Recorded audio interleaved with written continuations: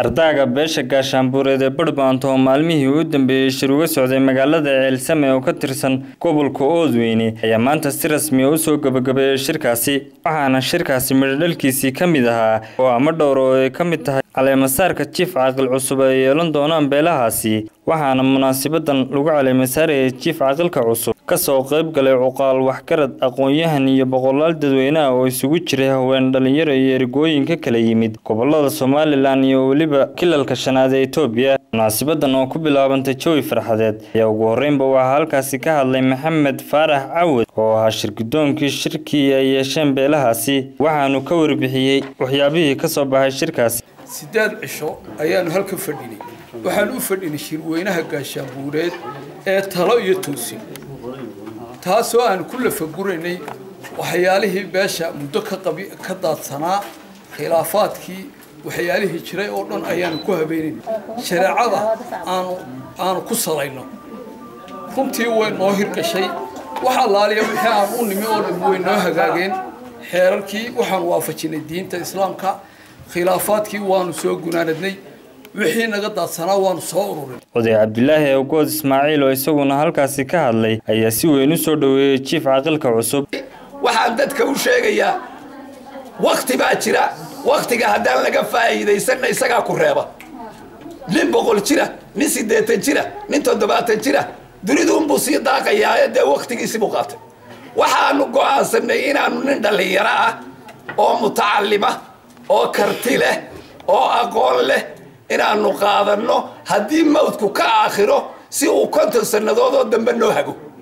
waxa iyaguna munaasabadan ka hadlay Caaqil Maxamed Cabdi Xaaji Gacmayare Caaqil Diiriye Qeyre Marwaash Xaaji Jaam iyo qaar ka mid ah hergooyinkii ka soo qayb galay munaasabadaasi waxaanay dhammaantood si isku mid ah u soo dhaweeyeen Chief Caaqilka cusub iyagoo Ilaahay uga baryay inuu xilka u fududeeyo Chief Caaqilka guud ee beelaha Badhbaanto Chief Caaqil Mataan Caaqil Xuseen Caaqil Xasan oo isaguna munaasabadan ka hadlay ayaa sheegay inuu talo iyo tusaalaba la garab taagan yahay Chief Caaqilka cusub Ilaahayna uga baryay inuu xilka u fududeeyo waxaan ku noqonayaa caaqilkan cusub ee la doortay anigoo ah Chief Caaqil Mataan Xaaji Xuseen Xaaji Xasan waa chiefkaygii labaad waa gacantaydii labaad waxaan leeyahay gacmo furan ku soo dhawow dadka lagu doortayna Ilaahay ha kaaga dhigo kii anfaca iyo ummadda Somaliland iyo ummadda kaleba waxaan leeyahay xil culus baa lagu saaray Chief Caaqil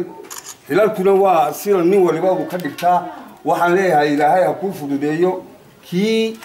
dadkiisa iyo ummadda uu talniba Ilaahay u fududeeyana Ilaahay xukunka lagu dhiibay culus ha kaaga afayeenkii shirka talo iyo toosin jaamac Sidiiq Xaaji Cali oo munaasabadaasi ka hadlay ayaa akhriyay qodobadii ka soo baxay shirkaasi qoyska geeridu ku timi marka qarashka laga jaro magtii loo daayo inagoo waafajinayna shariicada islaamka oo qodobka koobaad qodobka labaad